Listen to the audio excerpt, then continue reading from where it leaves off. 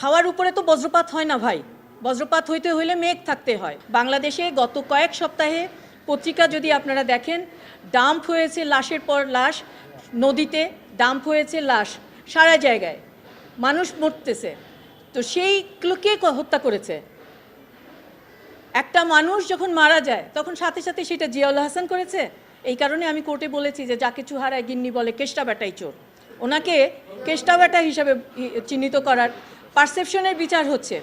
Formal চার্জের যে copy, আমাদের যে এই আইনে বিধান আছে যে ফর্মাল চার্জ যখন দাখিল করবে তখন ডকুমেন্টস সহ ফর্মাল চার্জ দাখিল করতে হবে। তো আমাদেরকে যখন এই ডকুমেন্টসটা দিয়েছে তখন ডকুমেন্টসটা কমপ্লিট হয়নি, তার কিছু ভিডিও বাকি ছিল এবং আরও কিছু বিষয় ছিল। সেই বিষয়গুলো নিয়ে আমি ওই ভিডিওগুলো চেয়ে এবং ওই বিষয়গুলো অন্যান্য কিছু বিষয় ছিল সেই বিষয়গুলোকে উত্থাপন করেছি বিফোর দ্য কোর্ট, যে ওগুলো আমার ফর এন্ডস অফ জাস্টিস, ওগুলো আমার প্রয়োজন এই মামলা পরিচালনা করার ক্ষেত্রে। তো সেই বিষয়গুলো কি সেটা আমি আপনাদেরকে একটু বলি। সেটা হচ্ছে যে ফর্মাল চার্জে উল্লেখ করা হয়েছে যে ফর্মাল চার্জের, আমি একটু সময় নিয়ে আপনাদেরকে আজকে এই কথাগুলো বলতে চাই। ফর্মাল চার্জের বিভিন্ন জায়গায় জিয়াউল হাসানকে দায়ী করা হয়েছে। কিভাবে দায়ী করা হয়েছে তার কিছু উদাহরণ আছে, যেমন বিচার বহির্ভূত হত্যাকাণ্ড, বলপূর্বক গুমের সাথে জড়িত অপরাধীদের দায় মুক্তি, প্রাথমিক কাঠামোর দুর্বলতা ইত্যাদি ইত্যাদি ইত্যাদি। আসামি জিয়াউল হাসানের মতো এক শ্রেণীর পদলেহী অপরাধপ্রবণ সিনিয়র কর্মকর্তাদের পরিকল্পনা, সরাসরি অংশগ্রহণ, নির্দেশনা, সক্রিয় তত্ত্বাবধানের মাধ্যমে এই দানবীয় বিচার বহির্ভূত হত্যাকাণ্ড, গুম সংস্কৃতি দিনে দিনে আরও নির্মম হয়ে ওঠে। তো আমি এই এক শ্রেণীর সিনিয়র কর্মকর্তা যারা আছে, এই এক শ্রেণীর সিনিয়র কর্মকর্তা কারা? জিয়াউল হাসানের সাথে আরও এক শ্রেণীর সিনিয়র কর্মকর্তা আছে, তাদের পরিচয়টা জানা আমাদের জরুরি, সেটা জানতে চাই। এরপরে আছে যে অজ্ঞাতনামা হাজার হাজার অজ্ঞাতনামা অনেক মানুষের কথা বলেছে।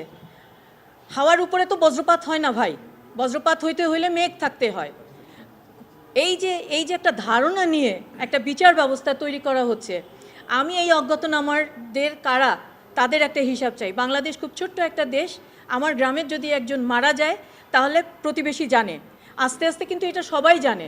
সুতরাং অজ্ঞাতনামা বলে কোনো লাভ নাই। অজ্ঞাতনামা, বাংলাদেশ একটা বিশাল দেশ না যে সবার পরিচয় নাই, সকলের পরিচয় আছে। এরপরে আছে যে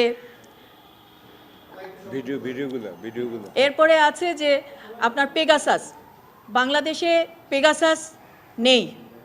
যখন জিয়াউল হাসান এনটিএমসিতে কাজ করেছেন পেগাসাস বলতে কিছু ছিল না, এবং এখনও আছে কিনা আমি জানি না, তবে আমার জানি যতটুকু এখনও নাই। তাহলে এই পেগাসাস কথাটা নিয়ে এবং নজরদারি কথাটা নিয়ে যে বিষয়গুলো বলা হয় এটা একটা ভুল। আমি তার ডকুমেন্টগুলো চেয়েছি, এভিডেন্সগুলো চেয়েছি। এরপরে যে আরও একটা বিষয় আছে সেটা হলো যে বিতর্কের জায়গাটা কোন জায়গাটা আসে সংক্ষেপে যদি বলে ফেলেন। পেগাসাস একটা সফটওয়্যার, ইসরায়েলি সফটওয়্যার হিসেবে তারা উল্লেখ করতে চায়, কিন্তু এই পেগাসাস বলতে কিছু নাই। এবং এই পেগাসাস নিয়ে যে ডকুমেন্টসগুলো আমি চেয়েছি যে এভিডেন্সগুলো আছে কিনা, কারণ এই ফর্মাল চার্জের মাধ্যমে আমাকে তো দোষারোপ করা হয়েছে। সুতরাং ফর্মাল চার্জে যে কথাগুলো আছে সেগুলোর উত্তর তো আমার পাওয়া উচিত। এবং এই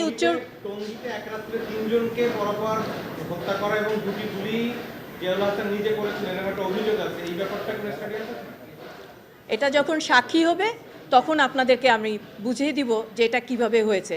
বাংলাদেশে গত কয়েক সপ্তাহে পত্রিকা যদি আপনারা দেখেন, ডাম্প হয়েছে লাশের পর লাশ, নদীতে ডাম্প হয়েছে লাশ, সারা জায়গায় মানুষ মরতেছে। তো সেইগুলো কে হত্যা করেছে? একটা মানুষ যখন মারা যায় তখন সাথে সাথে সেটা জিয়াউল হাসান করেছে।